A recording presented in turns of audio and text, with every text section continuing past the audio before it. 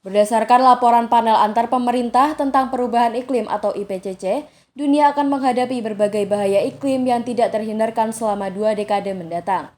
Bahaya iklim yang tidak terhindarkan ini disebabkan oleh terjadinya pemanasan global 1,5 derajat Celcius atau 2,7 derajat Fahrenheit.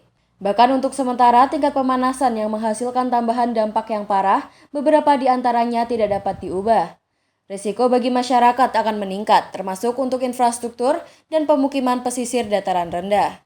Laporan ini merupakan peringatan yang mengerikan tentang konsekuensi dari kelambanan tindakan, kata He Seung-lee, Ketua IPCC.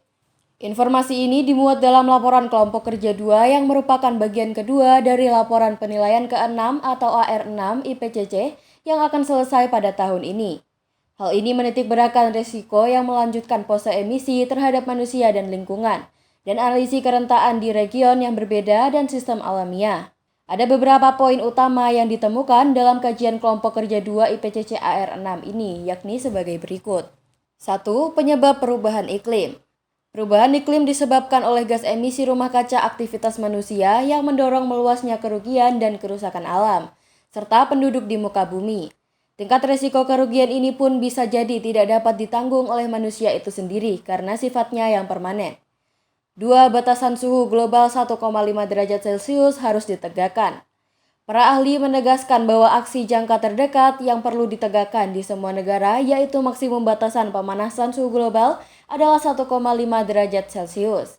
Batasan pemanasan ini secara substansial dapat mengurangi kerugian dan kerusakan yang diproyeksikan terkait perubahan iklim dan sistem manusia dan ekosistem.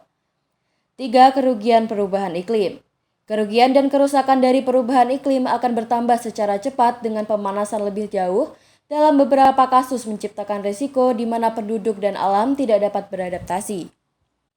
4. Adaptasi terhadap perubahan iklim. Adaptasi terhadap perubahan iklim dapat meningkatkan kesejahteraan manusia, demikian juga mengurangi risiko perubahan iklim. Namun, dalam hal ini terdapat kekurangan pendanaan.